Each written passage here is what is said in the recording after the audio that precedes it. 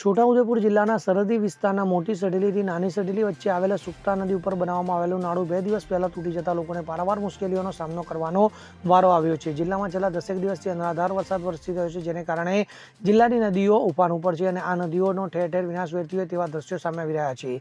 ત્યારે છોટાઉદેપુર જિલ્લાના સરહદી વિસ્તારના મોટી સઢેલીથી નાની સઢેલી જવાના રસ્તા ઉપર સુક્તા નદી ઉપર ગત ઉનાળામાં નાળું બનાવવામાં આવ્યું હતું, પરંતુ આ નાળું 2 દિવસ પહેલા નદીમાં આવેલા ભારે પૂરમાં તૂટી જવા પામ્યું હતું। તરંગપુરથી મોટી સઢેલી નાની સઢેલી થઈને અંબાલા જતા જૂના રસ્તા ઉપર વર્ષો અગાઉ એક નાળું બનાવવામાં આવ્યું, જે દર વર્ષે તૂટી જતા ગ્રામજનોને તેને પોતાના ખર્ચે માટીકામ કરીને કાર્યરત કરતા હતા, પરંતુ માર્ગ અને મકાન વિભાગ જિલ્લા પંચાયત દ્વારા 4 વર્ષ પહેલા નાળાની દિવાલ બનાવવામાં આવી હતી। આ નાળાનું કામ ફરીથી ઉનાળામાં શરૂ કરવામાં આવ્યું હતું, પરંતુ એજીસી દ્વારા કામમાં ખૂબ જ ગોબાચારી કરવામાં આવતા આ નાળાનું કામ જૂન મહિનામાં પૂરું થયું હોવાનું સ્થાનિક લોકો જણાવી રહ્યા છે।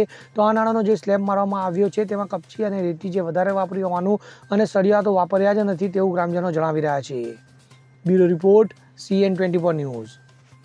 હવે જુઓ દેશ દુનિયાની તમામ ખબરો તમારી આંગળીના ટેરવે।